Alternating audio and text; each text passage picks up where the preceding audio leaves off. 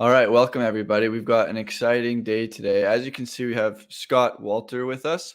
And yesterday I stumbled across this little photo here that CERN Basher put together. It's basically all of Scott's estimations for how much he thinks Tesla Optimus is going to cost. And if you see at the bottom, this estimation shows $8,445 to manufacture Optimus bot. And today we actually have the pleasure to talk to Scott about how he arrived at these estimations and actually go into his spreadsheet on how he arrived at these numbers. So how are you doing today, Scott? Great, Jacob. Glad to be back. Great. And so what actually inspired you to put this together for Tesla investors? Well, part of it was a little bit of curiosity, and the other was just being asked the question so many times is, how much do you think it's going to cost? And we had some rough ideas as people were doing what you would kind of call bracketing, is looking at what's the minimum it would cost is based on raw material, and what's the maximum based on an analog of basically saying that, okay, it's not quite as complex as a Model 3, so it can't cost more than that. And you got to be careful of when you try to do things with analogs like that, because we know like the Boston Dynamics spot was about $250,000 and everything else. And there's a lot of reasons why they would be more expensive because of volumes and all these other things. So the question was like, how much could you do it? And Elon had stated in the past, it would cost around $20,000 or about the same price of a car. And that kind of made sense, but okay, let's go in, do a little bit of first principles and try to figure that out. And what really got me going is, besides being asked that question and trying to think of like, well, have I really come up with figures and numbers, was the Investor Day video about a year ago where we saw the bots assembling another bot. And there was a frame in there where one of the bots was carrying the disembodied arm that we see coming right on. And when I saw that, the first thing I wanted to know was like, oh, okay, so we see how much payload Optimus is able to carry there, but how heavy is that? And so I wanted to go in and make an analysis of it. So the first thing I did is I put together a spreadsheet to figure out how much that would weigh, so we get an idea, is Optimus able to sort of carry the mass that they were saying it was going to be able to do? And then from that, I would be able to start verifying lots of things. So the first thing to do to figure out the mass is you need to know how heavy the servos are. It's like, oh, well, how are you going to figure out how heavy the servos are? Well, that's really easy because Tesla told us. So you see, I grabbed a couple of screenshots from the PowerPoint they had outlining all of the different actuators. And right in there, they say what the mass of each of those is going to be. So that was fairly easy.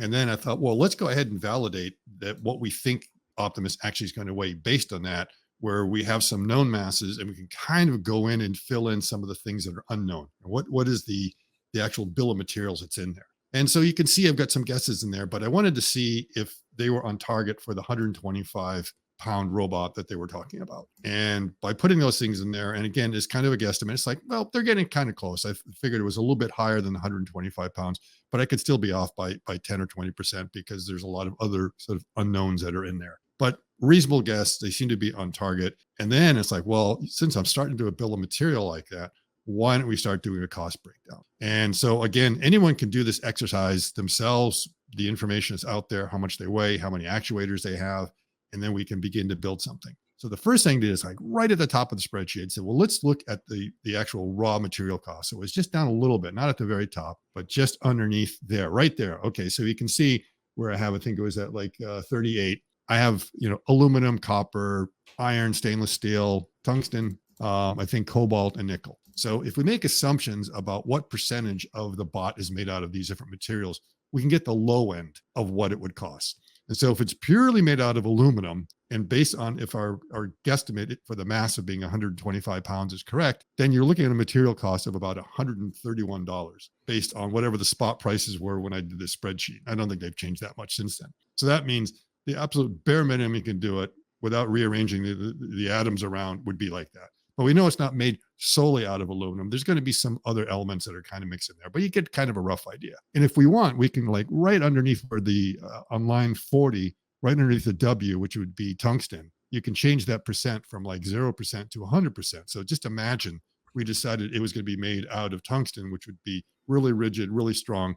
And you see the material cost gets ridiculous there. I mean, just the tungsten alone is almost $9,000. And you might say, yeah, but they're probably going to make it out of that because it has to be a bot. And you have to. And it's like, no, I captured a quote that was like, I think somewhere around the 38-minute mark in there from Malcolm, who says, because we want to make millions of these things, we cannot afford to make it out of expensive or exotic materials. We want to make sure it's very cheap. So we're going to use plastic where we can and everything else.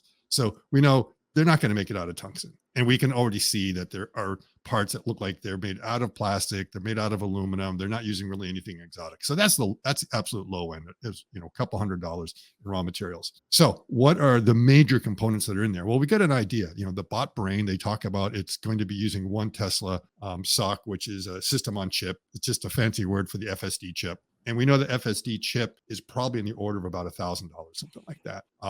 And then there's the battery pack. So the question is, how much the battery is going to weigh?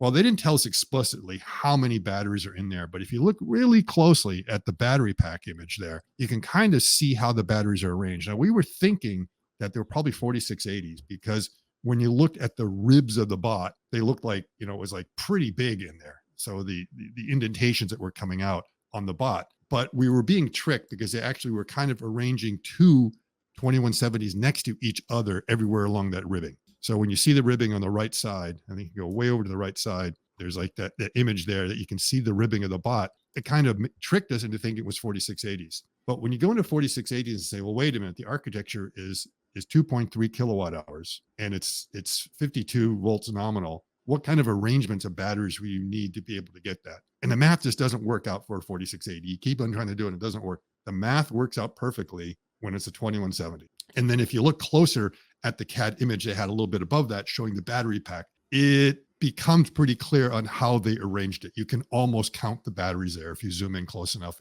and you get enough detail. So from that, it's like, I'm confident it's 140 batteries. So how much is the battery pack going to weigh? Well, how much does one 2170 cell cost? You can go to Amazon, you can buy them on Amazon, and you can even buy them in bulk and they will mail them to you. And basically that's the per unit price that it cost me. Okay. So that means the battery pack alone is going to cost about $860, something like that for me. I'm pretty confident Tesla has a much lower price than that, probably easily half of that price, or maybe even a little bit more. And the other way of calculating what that is we know that the price of batteries has now gone through that barrier of $100 per kilowatt hour. So just based on that and the size in there, you can also come up with a calculation that'll tell you it's around $300. So my estimation, I'm already kind of like over the top when it comes to the batteries, and you can go ahead and change that. Now, the real question is going to be the actuators, because the majority of the bot is made up of the actuators. And so I've got the count there. And when I first did this, it was for the first gen. So there is a slight modification in there. I had to include the neck. Okay. So remember, they added 2 more actuators in the neck, and we don't know which actuators are, but I think it's the smallest actuator that they have, which is that one right there. So I'm guessing it's about a half a kilogram. So while they reduced the mass of the bot by 10 kilograms from the first generation, they added a kilogram back in, or maybe less, because the new actuators look lighter and tighter. So, and again, they reduced it 10 kilograms, but we don't know from what.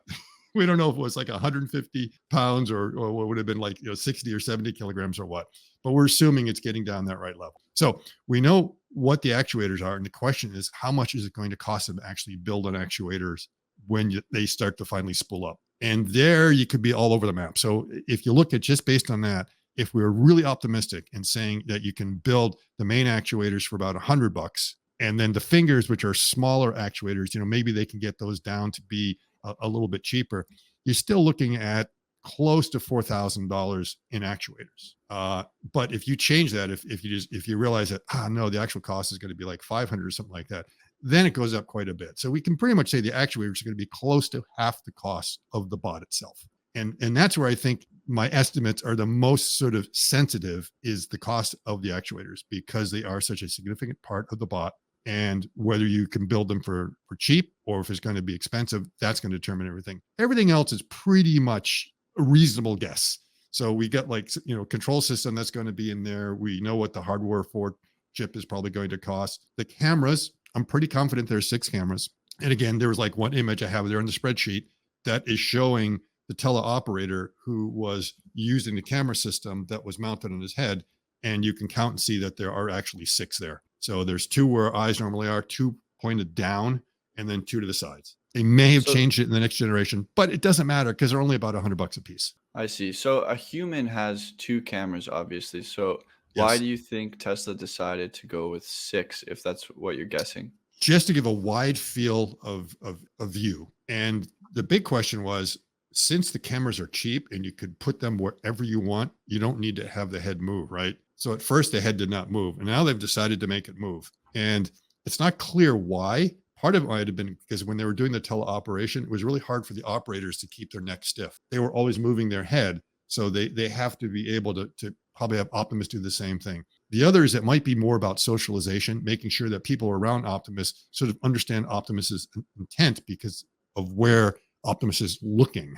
Okay. Even though Optimus can kind of see all around, it's not 360 surround, but it's like 270. It's able to see quite a bit. And that's sort of James Dalma's theory, is that part of it is just the socialization, people being more comfortable around it. We're not sure that technically you need it. So that gives you a much wider field of view, a lot of advantages of doing that. The FSD chip and everything is already designed to be able to do 8 cameras. So you may as well go ahead and use it. So they're not that expensive. Say it's, it's in there. It might be a $600 cost, could even be less, because these are the same cameras they're already buying for the cars. So there is not a supply chain issue there. And the amount that they're using for the Optimus project is small compared to the amount they're already purchasing for the automobiles. Same with the batteries. The amount of batteries that they're going to be using in the early days pales compared to what is sort of needed overall for the automotive fleet. So you could build 30 Optimus robots for the batteries that are needed from one Model Y. So it's like, it's not going to be stealing from the supply chain early on. I mean, that could flip in 5 or 10 years when the numbers start to get kind of nutty.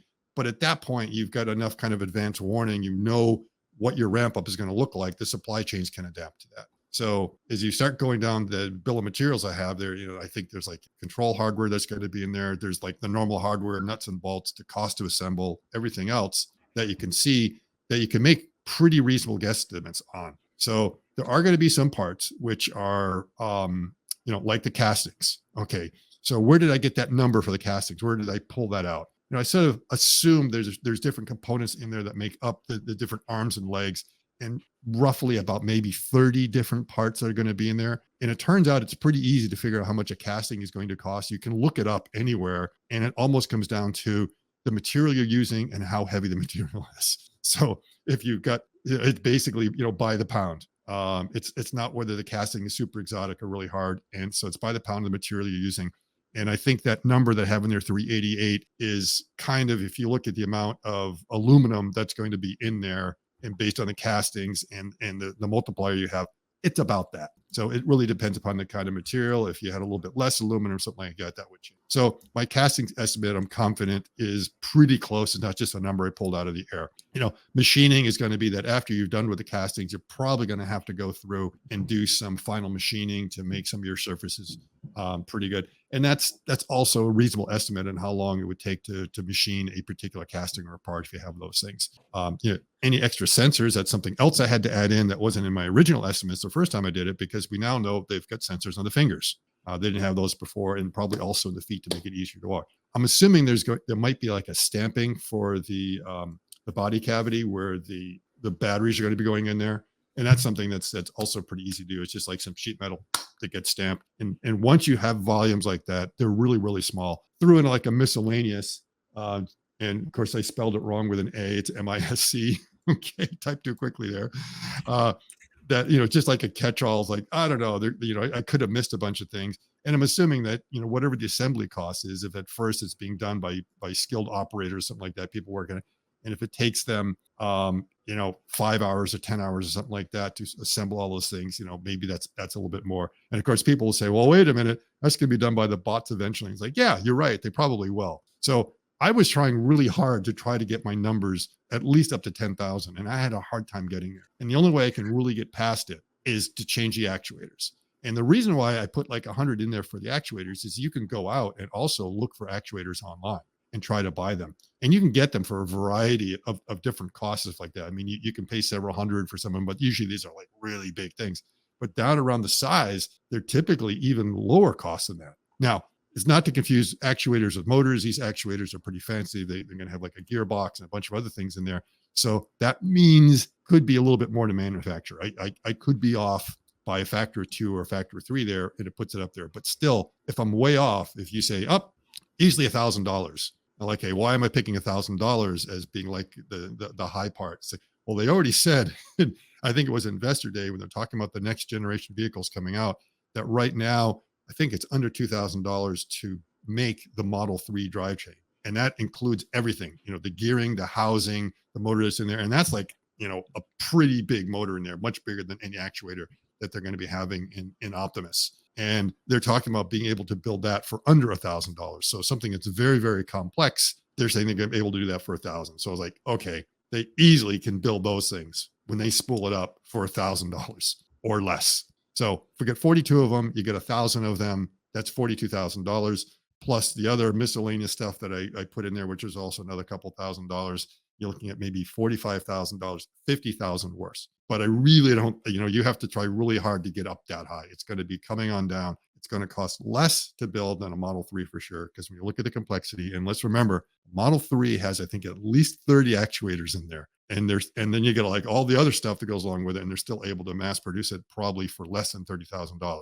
So that gives you an idea. That's where the numbers are coming from. And what's really nice is that also included in CERN's post on that, where he was looking at these things, he didn't just include my cost estimate. He included the cost estimate of someone else who sort of did a similar exercise, but completely on their own. And we arrived at kind of similar numbers. And one sort of entry in there that I didn't include, which you probably have to, and that was one called DNA, which is a depreciation and amortization. And that is like looking at the cost of R&D and, the capital equipment and everything else. So, I mean, it's like the factory doesn't come for free. You've got to pay it off somehow. And so part of that's going to be sort of factored into the cost. I was looking more at the COGS, the real cost of the material and everything else that's going in there. And not so much worrying about that and assuming that like that will be a rounding error after a while.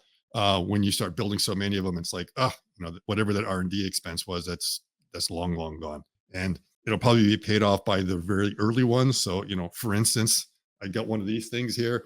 And part of the reason this is so expensive right now, it's not because it costs that much to build, but because Apple has to pay off a lot of the R&D expense that went into it in the first place. And what that means is once that price goes down, those things will be a lot cheaper, just as, the bots will be a lot cheaper as you start moving along and you refine not only the design to make it more manufacturable,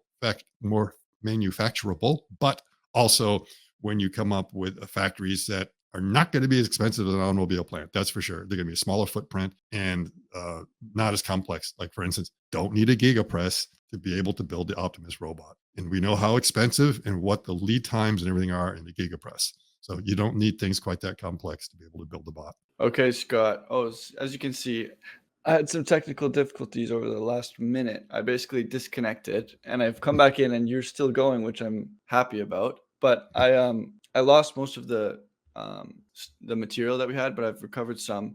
So I missed what you were saying for the last minute. So I'm not going to be able to respond to what you said because I didn't hear it. Okay, But I did have another question. sure.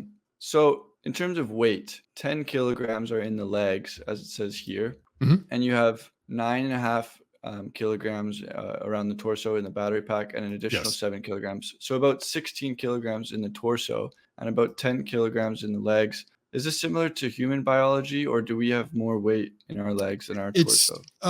It's probably about similar because your average 50th percentile human, which is about what this height is, male anyway, 5'9", might actually weigh a little bit more than that. I mean, you might be coming in more at like 150, 155 pounds. So in some ways, it may be a little bit lighter, which is rather interesting because we're made up mainly of water. So with the same volume, you think it would be heavier because there's a lot of metal in there, but there seems like there's also a lot of empty space in there that sort of helps. The main number I was looking for is like, how heavy is the arm? And so the arm there you see is around 5 kilograms, which is right around 11 pounds. And that's pretty close to what the carrying weight is supposed to be for Optimus, especially straight out. So they had like these different lift and like extended. And extended was they were shooting for to be able to do about 10 pounds. And it looks like based on what we were seeing being carried in that video, it's like, yep, Optimus is able to carry something around that pound,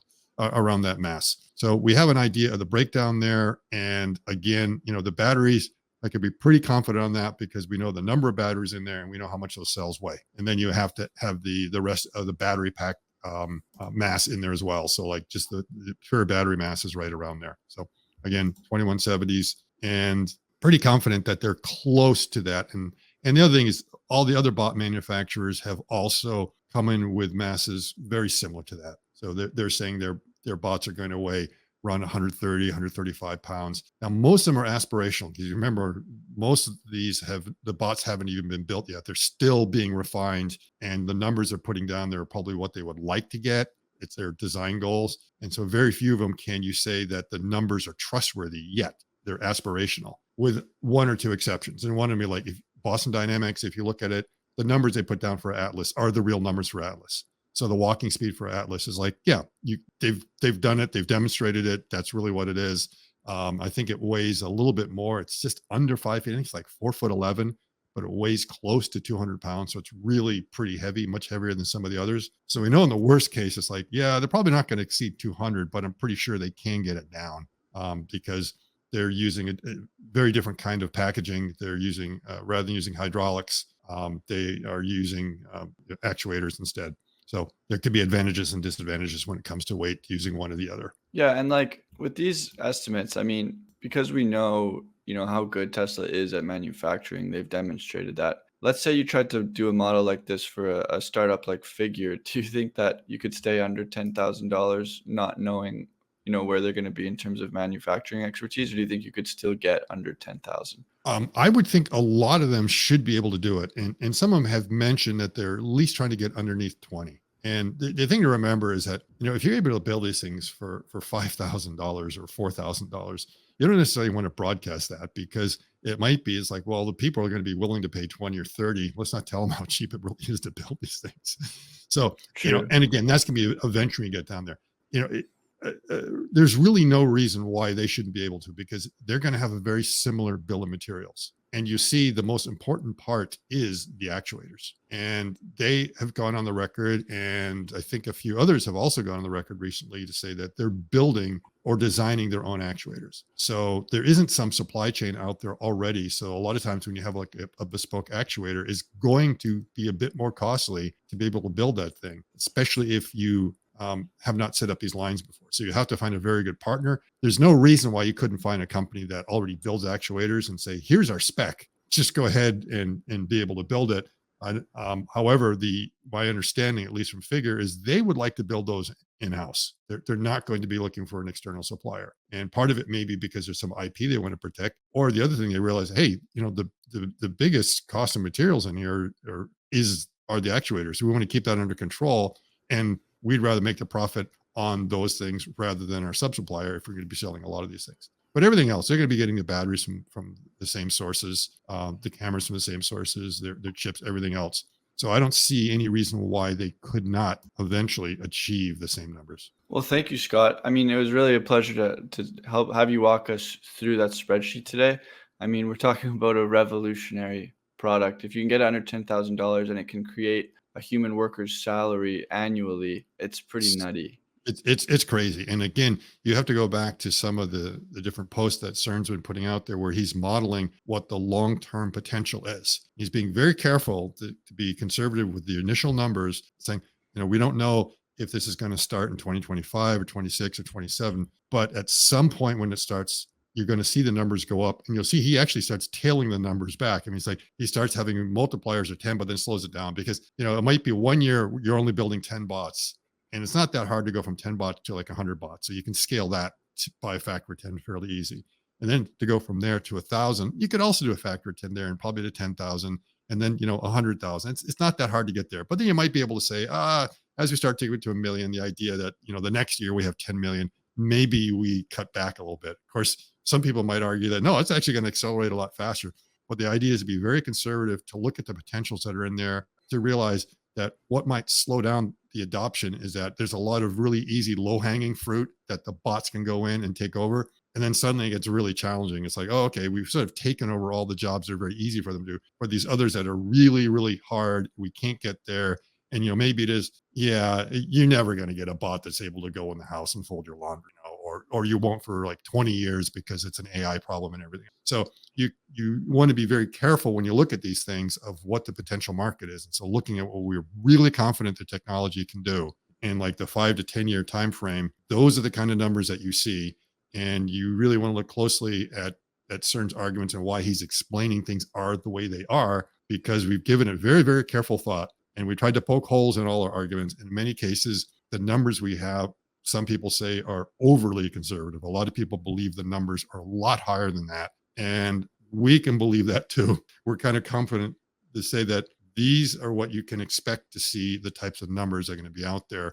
And again, the market is kind of reacting in the fact that there's more than one company out there trying to build a humanoid bot. There's quite a few. And there's even one, I think, up in your neck of the woods, in Vancouver, Sanctuary, which has been working on it since 2018. So there have been companies thinking about this before Tesla, and not just Boston Dynamics, but a lot of others and a lot more that have kind of come on. So it's an exciting market to track, and definitely pay attention, because almost every day, certainly every week, there's going to be like new announcements of very interesting new developments in this space. I think I have a friend who works at that company in Vancouver. I need to try to get a tour for a video. I think that would be a Oh, lot of fun. absolutely. I like that you outlined the bottleneck, or one of the bottlenecks for reaching, 1.5 billion bots deployed. And you said that, over time, jobs are going to get more harder and harder to displace. You go through the easy Mhm. ones and then it'll be, more and more difficult. But at the same time, bots will be getting smarter and smarter over time. But another one of the bottlenecks that CERN addressed in one of his posts, he said battery supply is an issue, like as you get to that many bots deployed. And then he addressed it by saying Tesla's eventually going to actually prioritize bots with their battery cells. So I'm not sure it's Mhm. going to be a supply or a problem. Do you think that the battery cell constraint will be a problem? It won't be, because at that time it'll have been ramped. So we know how to build batteries. It's just that it takes a while to build a battery plant. And if suddenly you have a very sort of steady demand, everyone can predict, oh, we need a few more batteries here and there, and suddenly the EV revolution comes along here, and like all the battery suppliers, like, oh my god, it's like there's way too much demand, and so they're starting to build the battery plants. And then in some cases they kind of overdid it, because remember, a lot of these companies have certainly scaled back their plans. GM had big grand plans, and Ford and Volkswagen and all the others. So everyone's saying we're not going to have the battery supply, and now it turns out we are going to have the battery supply, because that's kind of tamped down. But you have to look through the whole supply chain, because if there's not enough of the raw materials, like, oh, we need lithium, and the thing is, there's only so many lithium mines. It takes a while to bring new mine online. Could be a while, but at the point where the bots start really eating into the battery supply is far enough out that the supply chain will be able to adapt to that quite easily. So you're looking at, again, you can build 30 bots for one Model Y's worth of batteries. So you're going to have to be building a lot of bots to be able to do that before it kind of goes in there. But we can forecast that. We can see that. And Tesla and everyone already does that. So they're buying like FSD chips, they're buying cameras and all those things. And they're talking to their sub suppliers and saying, this is how many we're going to need in 2024. This is what we're in 2025. This is what we're in 2026. Guaranteed contract. Those are the numbers, just be able to do it. And they can then make their forecast and ramp up for it. But at some point, it's quite possible that the bots will require more FSD chips, more cameras, and more batteries, en masse, than the EV sector. That's quite possible. So that could happen in about 10 years, that they would require the bulk of it, the lion's share for sure. Thanks, Scott. I disconnected again. I literally just got back in here, but I'm glad the audience was able to hear that. I really apologize for my technical difficulties today that I wasn't able to hear you. But I just want to thank you for coming on the channel, and I'm going to get this sorted out for next time. And thanks again for walking us through Yeah. your Thanks. spreadsheet and for everyone. Thanks for inviting me. And, thanks for like noticing the posts that both CERN and I have been putting out there, explaining a lot of these things, because the reason we put them on there is to make sure we're able to educate people. And not everyone, is able to find our posts, or maybe goes on to X all the time. So, we really thank you for bringing that to the attention of a wider audience. Yeah, you guys are doing masterful work on Twitter, and you guys really create hard analysis that is few and far between on X these days. So that's why I like to cover it, and I appreciate that you guys appreciate it. So Yeah, thanks yeah, again. yeah, yeah, yeah. Thank you, Jacob. And again, it's like, go ahead, and I'm willing to come on anytime to explain some nuance in that post I put in there that maybe didn't come across quite right, or what was my background thing. Sometimes it helps to be able to actually explain it more than just allow someone to like read it and subject to interpretation, kind of like a poem every now and then. Not sure. What did the author actually mean? Yeah, I was an English major, so I've done too much of that. Yeah, But yeah. yeah, make sure you guys are following both CERN and Scott on X because they're the reason that we get to think about things this way. So thanks again, Scott, and I'll talk to you soon. Again, yeah. Thanks, Jacob.